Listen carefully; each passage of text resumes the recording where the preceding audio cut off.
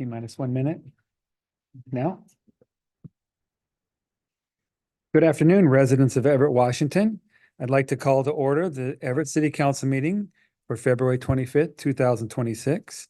For information on council meetings and how to participate, please visit everettwa.gov/citycouncil. Clerk, will you please take the roll? Mayor Franklin. Here. Councilmember Zarlingo. Here. Councilmember Bourbano. Right here.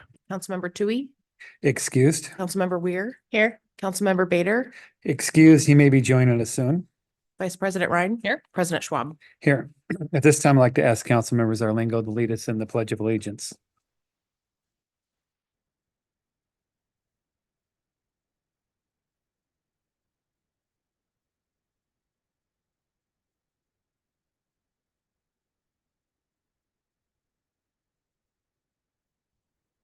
Thank you. And this time, I'd like to ask Vice President Ryan to read the land acknowledgement. City Council wishes to acknowledge the original inhabitants of this place, the Stahopes people and their successors, the Tulalip tribes. It says time immemorial, they have hunted, fished, gathered on, and taken care of these lands and waters. We respect their sovereignty, their right to self-determination, and honor their sacred spiritual connection with the land and water. We will strive to be honest about our past mistakes, to bring about a future that includes their voices, their stories, and their people to form a more just and equitable society. Thank you very much. Well, good afternoon, Mayor. Good afternoon, President Schwab, Council, and community. I have a number of important updates to share this afternoon. To start with, I want to talk a little bit about automated license plate reader cameras, which are an incredibly valuable law enforcement tool that have helped Everett Police make over 250 arrests, finding missing persons, and locate stolen vehicles. Yesterday, Everett lost a court case that said we must publicly disclose these records when requested. And we're still evaluating the implications of this ruling. However, with this ruling, we may be required to produce literally millions of records, which could take hundreds upon hundreds of hours of staff time.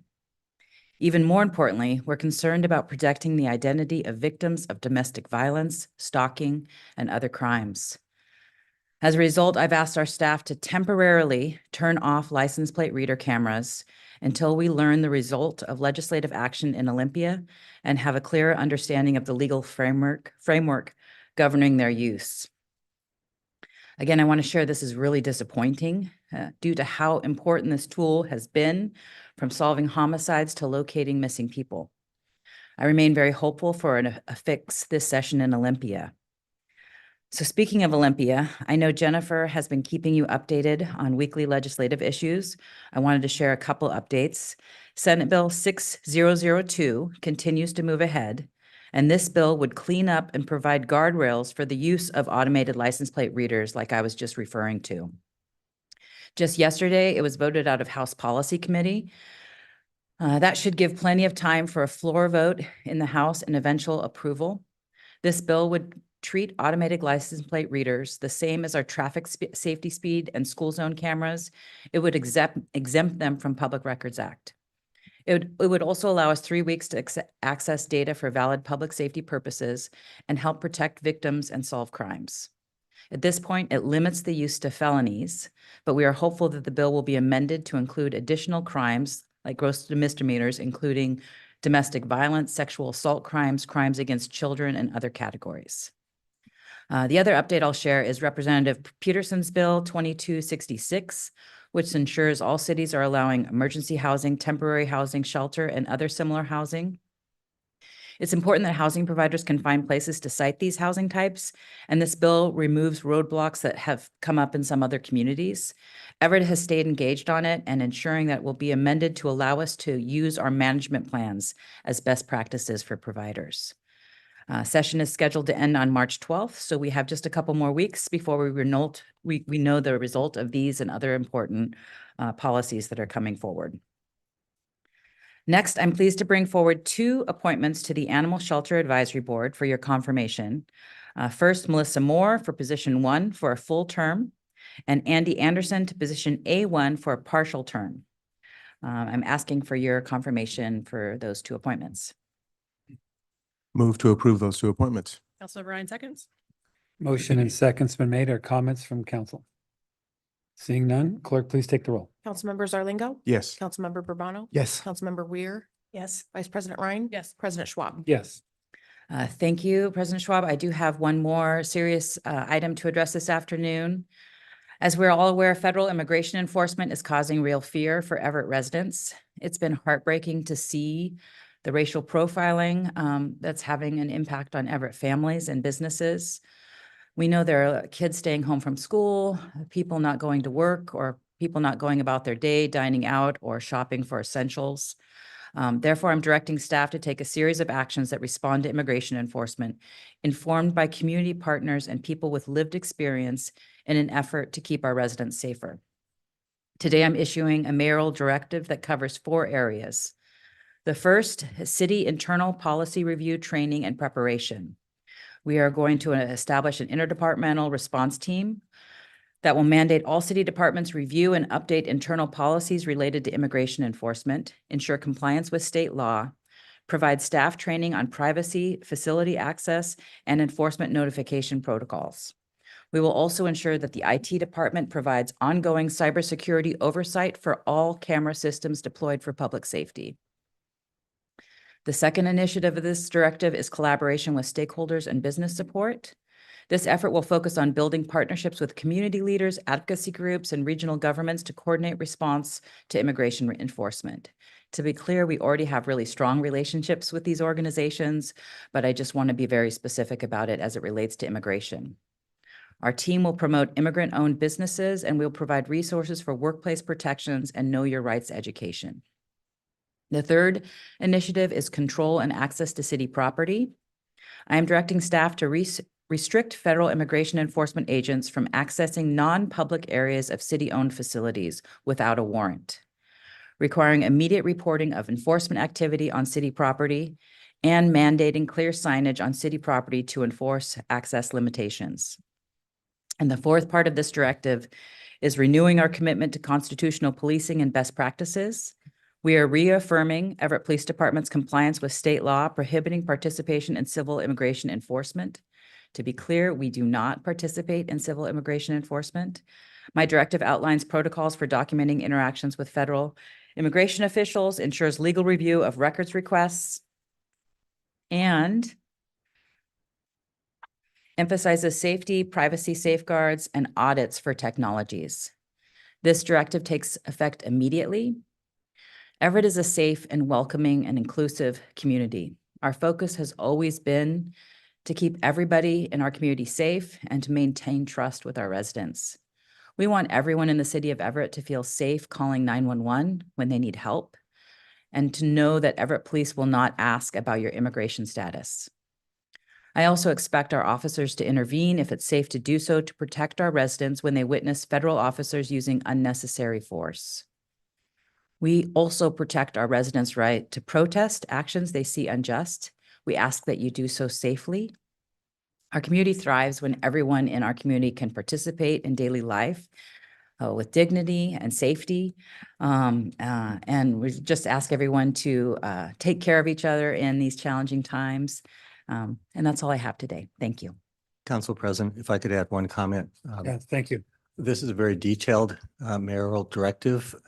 It is the legal department's view that it goes as far, does as much as the mayor can do within the constraints of federal law. Thank you. Okay, on to old business. Do I hear a motion to approve the minutes for February 18th? Councilmember Ware motions to approve. Seconded. Okay, motion and seconds are made. Clerk, please take the roll. Councilmember Zarlingo. Yes. Councilmember Bourbano. Yes. Councilmember Weir. Yes. Vice President Ryan. Abstain? President Schwab. Yes, okay, now it's time for public comment, which includes written comment acknowledgement.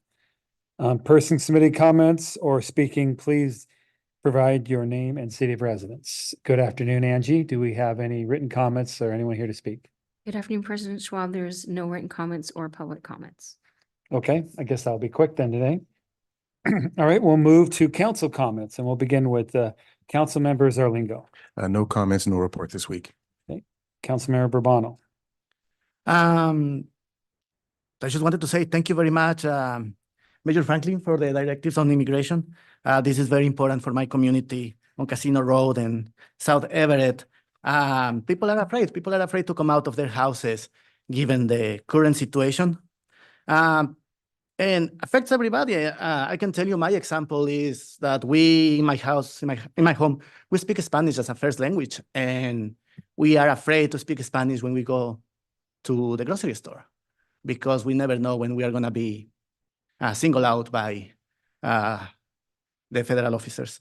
So anyhow, I think this is a great step in the right direction. Again, thank you very much, Major Franklin. I really appreciate it. Councilmember Ware. Yes, thank you, Mayor. Appreciate you sharing that directive, as well as I know the flock cameras are a really touchy subject and they have a lot of benefit to them, but I think that this is definitely feels like the right direction for the moment to make sure that our residents can feel safe in their community. So appreciate that. Last week I attended the Delta and Northwest neighborhoods on Thursday, and that was great to get to go to those for the first time. I'm hoping to be really active in those neighborhood communities and talk to them a little bit about setting up a town hall for District 1. So look forward to talking to Mayor more about that one. Also was at the Historical Commission meeting last night, and that was really interesting to learn more about the different types of designation between the national, state, and local levels, and particularly interesting the distinction between Everett Historic Overlays and the Everett Historic Register of Properties. So I think I was surprised how few properties were represented on our Everett Register, since we have so many awesome historic properties in our city. And so I think we talked about it being a really good opportunity for more outreach, and that there's probably just a lack of information for those property owners, residents, or commercial regarding the benefits that they might be able to take advantage of by participating in some of these registries. And they'll be starting the review process for the historic preservation codes for Everett. So that's all for me. Okay, thank you. Councilmember Ryan. Great.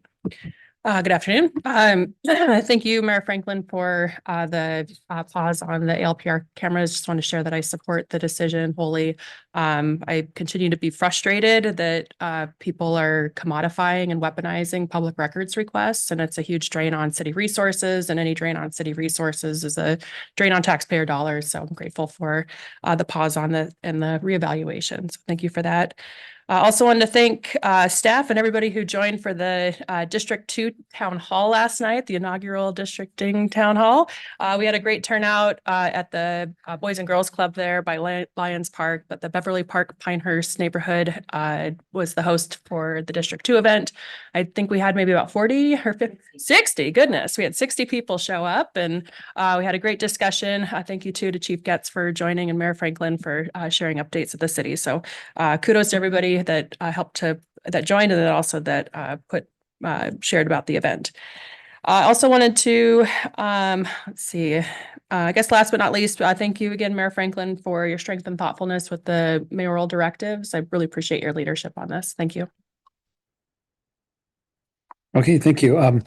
Well, speaking of district meetings, I believe we are, those who may be watching, District 3 Town Hall meeting. Hopefully we can get something scheduled in the middle of April.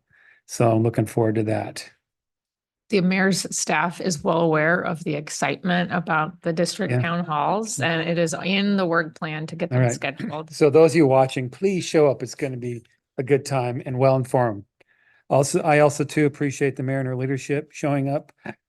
I just want to recognize though that although other communities may be behind in the flock camera in the way that they manage public safety when it comes to the ICE agency, I'd like to hats off to our police department. We're way ahead of the process, and really, in essence, our policies that are in place are workable and stand the test of time, but because of other circumstances, it's public records and other things, it's good decision just to step back. But I just want to acknowledge it's not anything that Everett's done. We're way ahead. Thanks for the city attorney and the police. Really, we're just a leading city in that role. So thank you for that. Okay, on to administration. You don't have to bring up the district thing anymore now, but you popped in there so quick. Well, I want to acknowledge how excited you all are. It's Yeah, really okay, great. thank you. I don't have a report. I think the mayor gave the highlights on the state issues today. I'll leave it at that. Give you something next week. Okay, how about our city attorney, David Hall? There's no executive session today, and I don't have anything to report. Thank you. Okay, thank you. All right, so we'll move to our consent items. We have 8 on our agenda. So at this time, I'll look for a motion. Councilmember Ryan so moves. Councilmember Ware seconds. Okay, we have a motion, a second on consent items 1 through 8. Clerk, please take the roll. Councilmember Zarlingo. Yes. Councilmember Bourbano. Yes. Councilmember Weir. Yes. Vice President Ryan. Yep. President Schwab. Yes, okay, we'll move on to item number 9. Proposed action item, Council Bill 2602-06, first reading.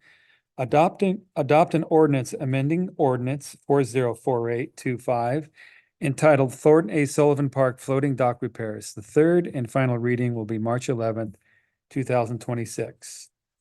Are there any questions or comments at the time? Okay. Item number 10, Council Bill 2602-07, first reading, adopt an ordinance creating a special improvement project entitled WFP Water Standpipe Replacement, third and final reading, 3/11/26. Any questions or comments from council? Seeing none, we'll go to item number 11. Council Bill 2602-09, first and second reading, adopt an ordinance creating a special improvement project entitled 2026 Pavement Maintenance Overlay. Third and final reading will be March 4th, 2026. Are there any questions? Councilmember Bourbano. I just wanted to know if there is a way to elaborate a little bit more on this. Since we are gonna be overlaying some of the roads, I was wondering if there is an opportunity to connect, to add bicycle infrastructure or, sharrows, bicycle lanes, that type of thing. And in a way that we can connect the interurban trail with downtown. If we check on Google Maps, right now there is nothing, no infrastructure that leads from the interurban trail to downtown. Also, if you could please elaborate a little on if there has been a review of the design to meet the Everett Master Bicycle Plan. And also if there has been an opportunity to talk with the Vision Zero folks to make sure that, the new, the way the road is going to be painted is going to be, safe for everybody and that it meets the Vision Zero goals for the city. Sure. Good afternoon, council. Excuse me. I'm Mayor Franklin, Tom Hood with Public Works. First of all, I'd like to welcome Councilmember Weir and Bourbano to the council. I haven't had a chance yet to address you, so welcome and look forward to working with you in the future. I think I'd like to start a little bit with sort of the nature of the overlay program. Our pavement maintenance overlay is a capital project, but essentially in reality, it is a maintenance project. It's where we're specifically using our very scarce dollars to maintain the pavement that we have. And so we don't look at any sort of widening opportunities or anything like that. It's really just grinding off the old asphalt, putting new on. And so, excuse me, what we do within the confines of that existing roadway is we weigh it against the bicycle master plan, as you referenced, to see if there's any opportunities to introduce bicycle facilities within that roadway prism. Many of the roads that are on this year's overlay list are not part of the bicycle master plan. They're not identified bicycle routes, such as Wetmore Avenue. Through downtown specifically, we have Hoyt Avenue and we have Oaks Avenue identified as our north-south bicycle routes. Hoyt, of course, is already built out and striped. Oaks has yet to be done. Wetmore itself is not a great candidate for a bicycle route due to a lot of angle parking that's heavily utilized. That's a bit of a safety issue for us with angle parking, things like that. And I have to admit, I forgot your very first question now. I was working backwards. But, let me continue. The streets that we do have on this year's overlay list, a lot of them do have bike facilities on them already, and we will be replacing those. Because these aren't street widening projects, we don't have the opportunity to upgrade them at all. But staff does feel that what is out there is safe within the confines of what we can do now with the current capital budget. And related to Vision Zero, you brought that up. Vision Zero is somewhat intertwined with the bicycle master plan, but it has a separate pot of money, a separate implementation plan, external funds that we're going to be going after for implementing those facilities that were identified in the Vision Zero document. So we'll be pursuing those separately. All right, thank you. Great, thank you.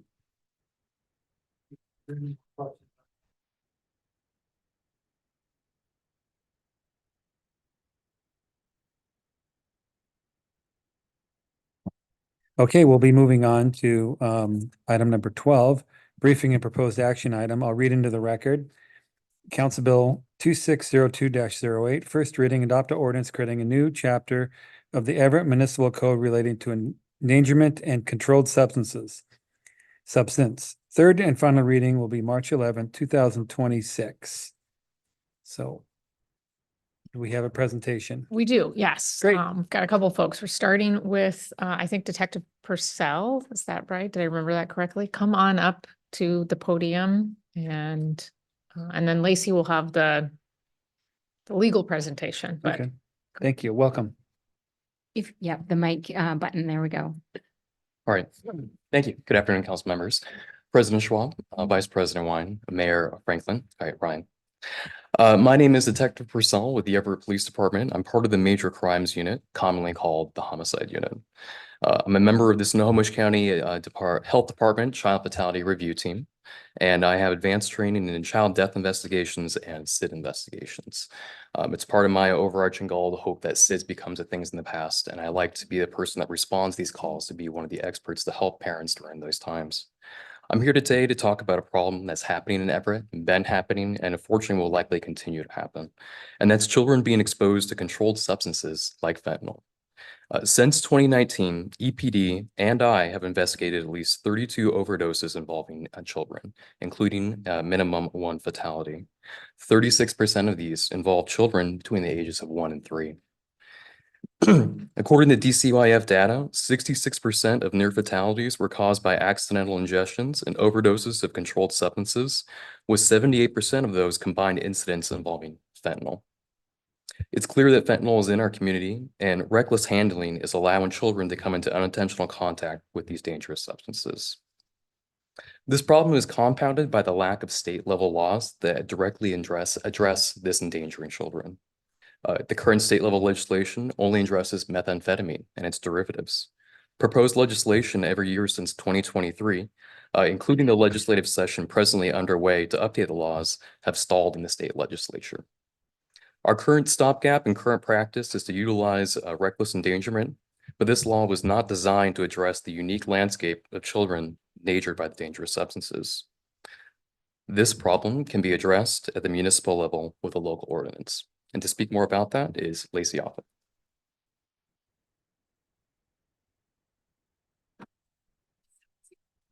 Have additional questions, or you can go back and sit down. Hello, council. You know me, Lacey Offit, with the city attorney's office, assigned as the legal advisor to the police department. In light of the problem outlined by Detective Purcell and the state legislature failing to properly classify this behavior as a felony, as it is for methamphetamine, we propose a new ordinance before you today, creating in Everett a gross misdemeanor crime for endangerment with a controlled substance. I'm going to walk through how that would operate very simply, and then open it up for additional questions. In front of you, you have the ordinance, and the elements of the crime for the criminal behavior are as follows. A person who acts knowingly or recklessly, and that knowing or reckless conduct causes a child under the age of 18 to be exposed to, ingest, inhale, absorb, or have contact with any controlled substance classified as Schedule 1 or Schedule 2 in state or federal law, or the smoke of any such substance would be liable for the criminal conduct of endangerment with a controlled substance.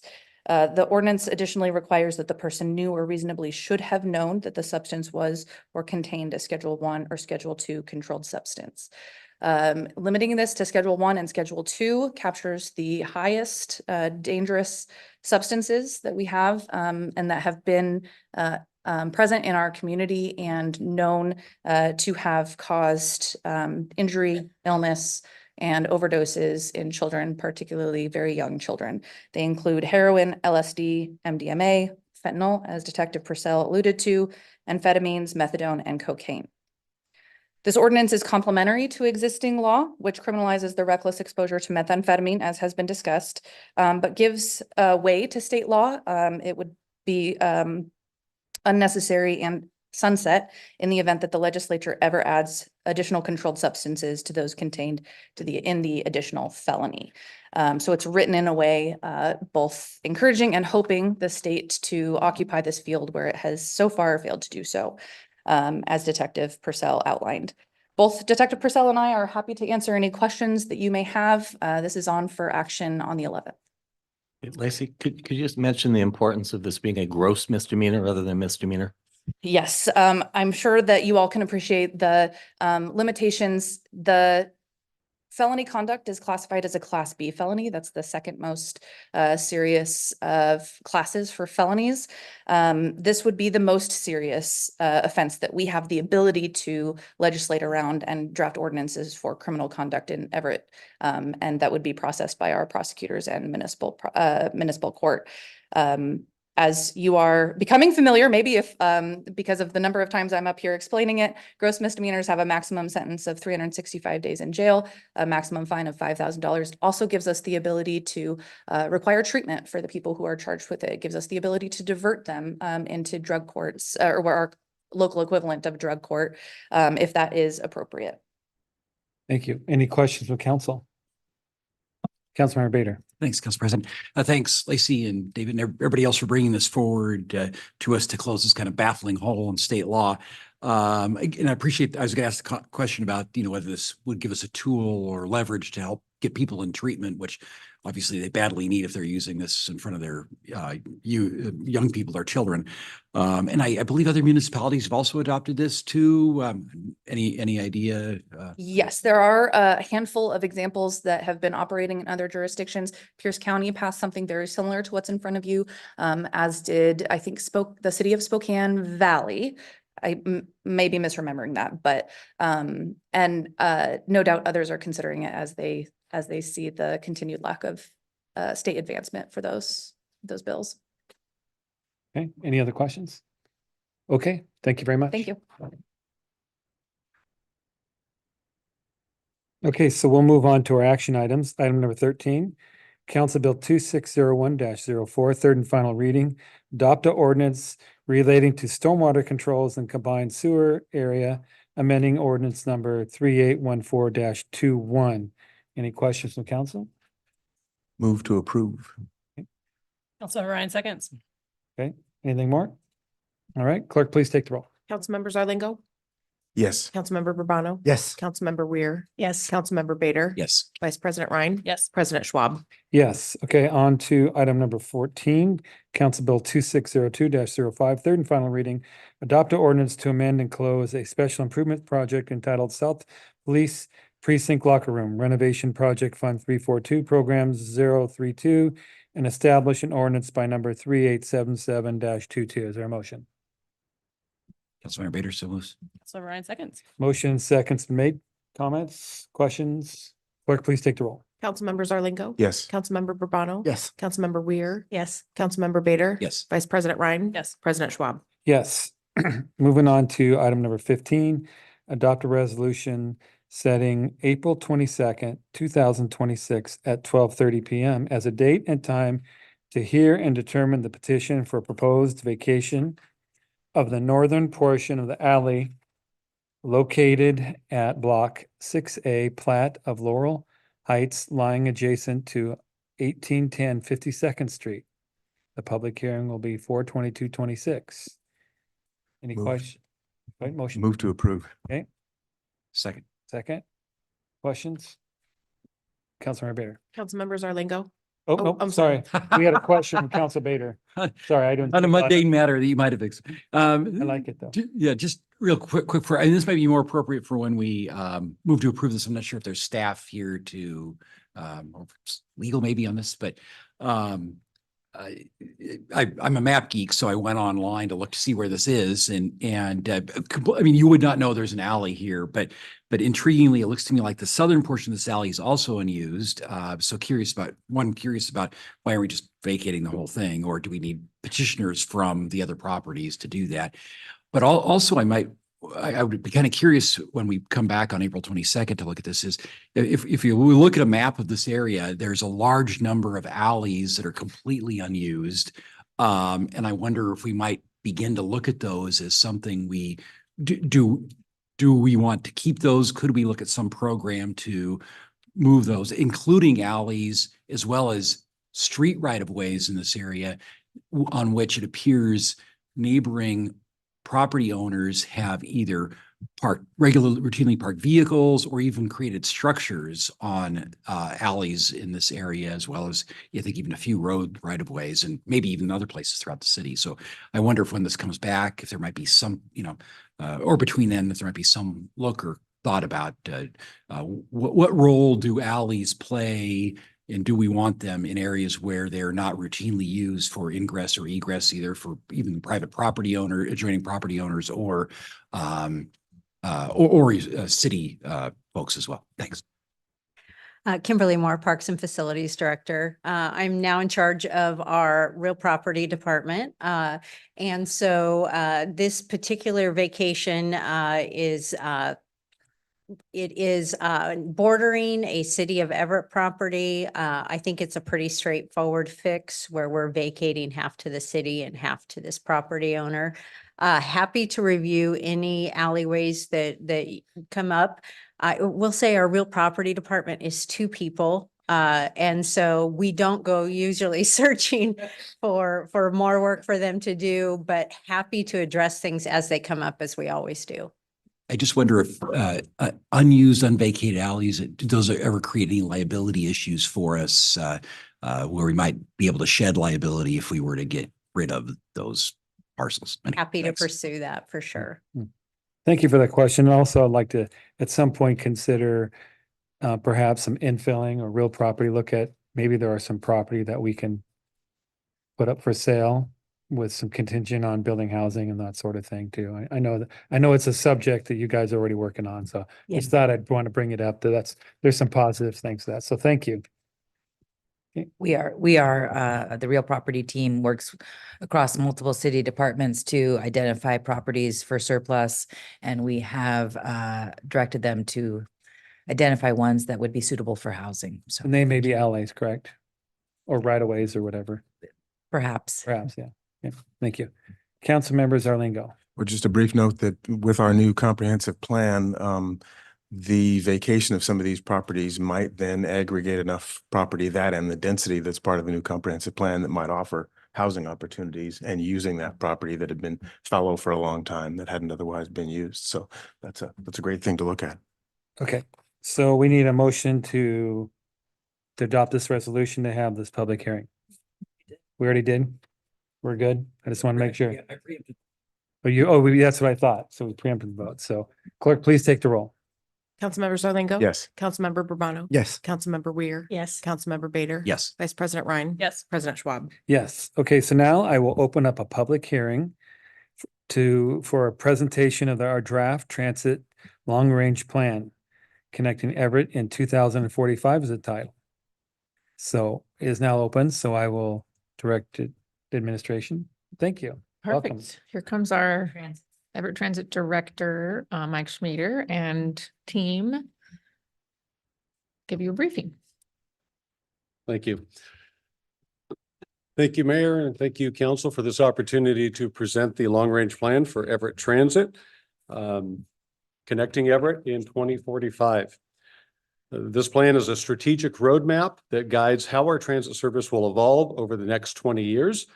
Subsequent plan updates will occur at 5-year intervals and provide opportunities for refinement and course corrections. This plan sets forth priorities for service expansion, infrastructure investment, and financial sustainability to meet our community's evolving mobility needs. And as we get our PowerPoint presentation on there, I'll take a moment to recognize and thank our extraordinary staff that have put an incredible amount of time and energy into this plan, as well as our consulting partners, Fair and Peers, and Eco Northwest, who have provided tremendous guidance and analysis in the development of this plan.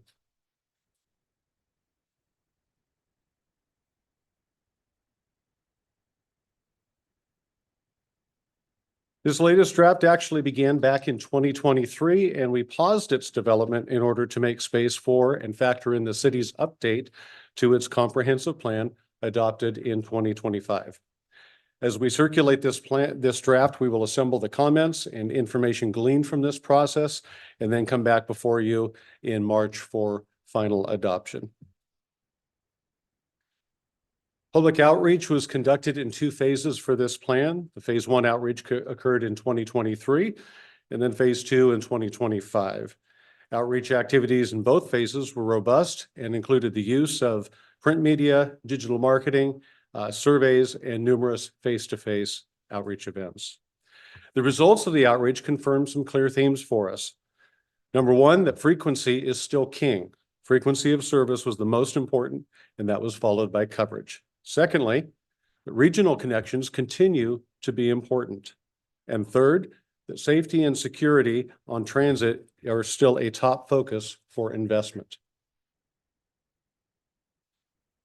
Another theme reflected in the outreach was support for Everett Transit's extraordinary paratransit service. Everett's paratransit service goes above and beyond minimum service thresholds as detailed in the Americans with Disabilities Act. It provides service to all Everett residents aged 65 years and older, and it extends this service beyond the minimum hours of service required. So feedback here indicates that service policy decisions that go beyond minimum requirements are both visible and valued by the public. As mentioned already, information from the city's comprehensive plan played an important role in the development of this long-range plan. The city's comp plan shows that nearly 70,000 new residents will be calling Everett home by 2044. 84,000 new jobs will be based here, and the projected housing demand will require approximately 40,000 more housing units. As Everett grows, so does the need for a transit network that supports more people with more trips and more options. Everett Transit's growth network of service details what that looks like. This growth network proposes that a 25% increase in service hours with changes to current routes that increase frequency and coverage on key corridors, expand and strengthen access to regional connections, and extend service hours on weekends and weekdays and weekends. Under this planned service growth, Everett Transit is forecast to serve up to 4 million riders annually by 2045, and that is approximately 2.5 times the ridership of today. A lot of interest has been shown in on-demand service options in our region, sometimes referred to as microtransit. In areas where fixed route service is not efficient or it's been tried and it has not succeeded because of a lack of ridership, this provides a very valid option and a lifeline. In these contexts, microtransit offers a way of providing meaningful lifeline service. The updated plan provides 2 proposed zones identified in the plan that are forecast to provide approximately 5,000 trips per year, and that would provide 3,500 hours of service. Everett Transit, speaking of the fleet, was an early leader in electric bus deployment, with its first fully electric bus arriving in 2018. Since then, we've delivered approximately 2 million miles. It's about 80 times around the globe, 2 million miles of zero emission service that we're proud of. Our updated plan includes, I will just say this, that we didn't do that on one charge, right? So our updated plan includes a balanced approach to fleet management Everett Transit's 48 bus fleet today includes 24 battery electric buses. So we're already at that 50% mark. The remainder of the fleet is a mix of diesel and hybrid buses that all operate on R99 renewable diesel. Within the first 5 years of this plan, we expect to replace those diesel and diesel hybrids, that half of the fleet, with the latest generation of diesel electric hybrid coaches, which have historically served us reliably and extremely well. We believe that this puts us in a much stronger position to ensure service delivery for the city in the event of a major storm or similar event that involves a prolonged power outage. Under capital projects, we are aligning this plan with the city's transportation improvement plan. This updated capital expenditure list is also represented in the transportation element of the city's updated comprehensive plan. For transit, it includes ongoing maintenance and upgrades, as well as one-time large capital needs. The items on the right on this slide are accounted for in our capital expenditures, while the items on the left-hand side are reflected in project by project. A couple of major capital projects to highlight include construction and possible relocation of our vehicle maintenance facility and our operations and administration facility. We've received significant federal and state grant funding to move design and engineering of these facilities forward, and are currently engaged in a site feasibility study to identify the most optimal location for these facilities, which will serve transit long into the future. As mentioned earlier, safety continues to be a strong priority for all transit agencies, and we are doubling down on that commitment as part of our long-range plan update. Our goal is to ensure that every customer, every employee, every member of our community feels safe while they're using and interacting with our transit system. Everett Transit maintains a federally compliant public transportation agency safety plan that outlines our proactive approach to safety. In our last long-range plan adopted in 2018, Everett Transit identified a structural financial gap and recommended pursuing a local sales tax increase to 9/10, the maximum allowable under state law without specific state legislative approval. This increase was deemed essential to support a growth scenario that called for more frequent buses, as well as earlier and later service, and improved connections to the future Link Light Rail and bus rapid transit systems. That recommendation remains true for this plan. Everett Transit currently operates on a local transit sales tax rate of 6/10, which has remained unchanged since 2004. This provides enough funding to sustain our existing service level, but not enough to expand or modernize the system as Everett grows.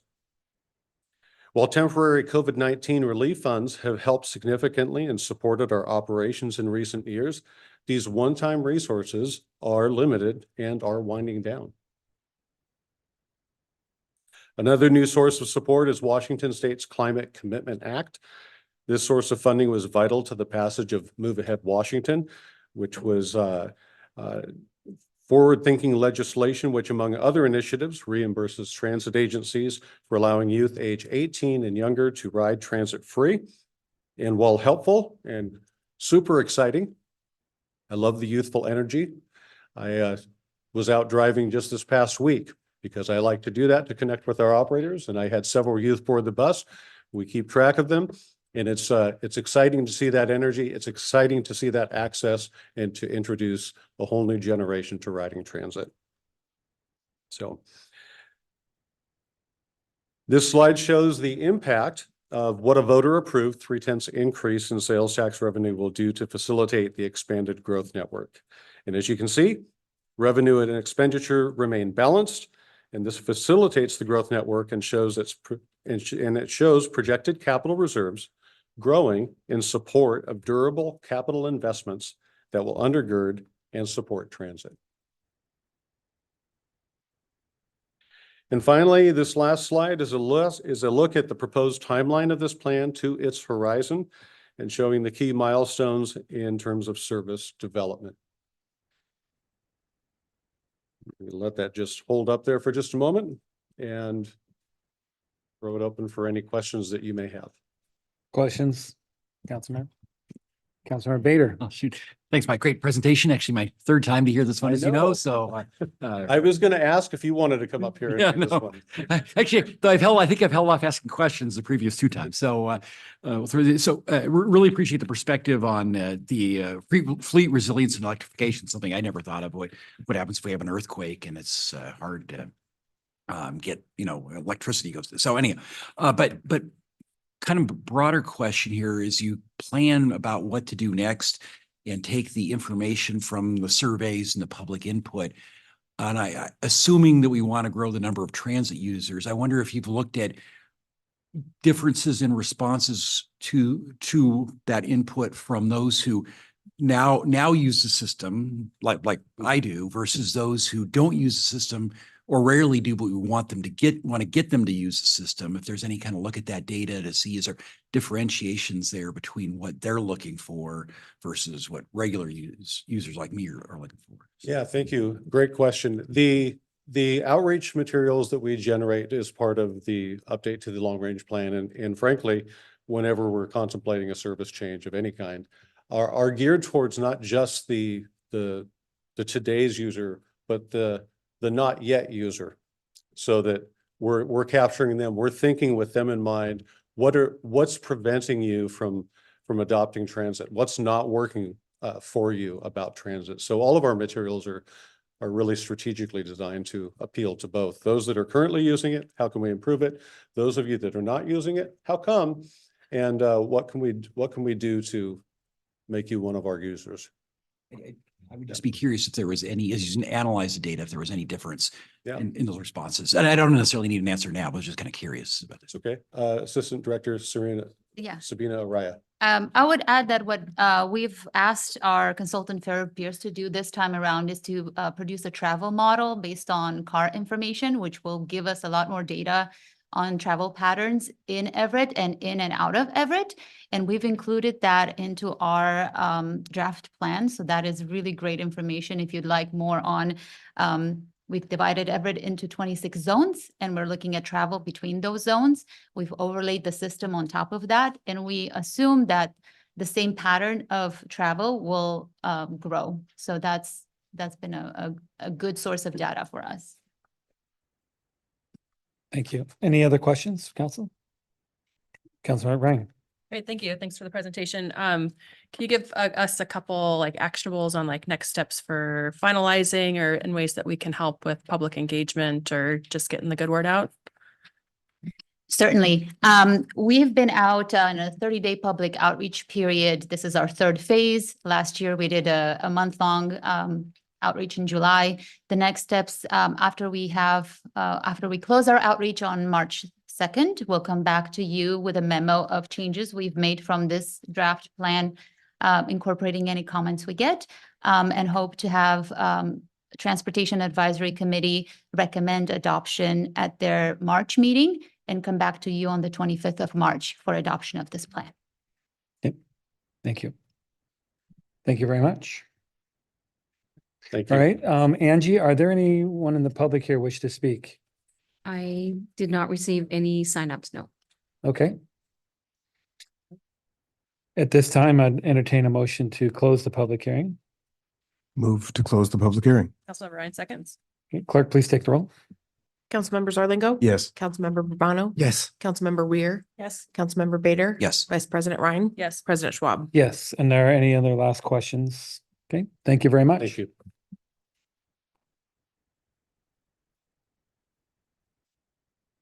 Okay, well, I have no further business come before this body.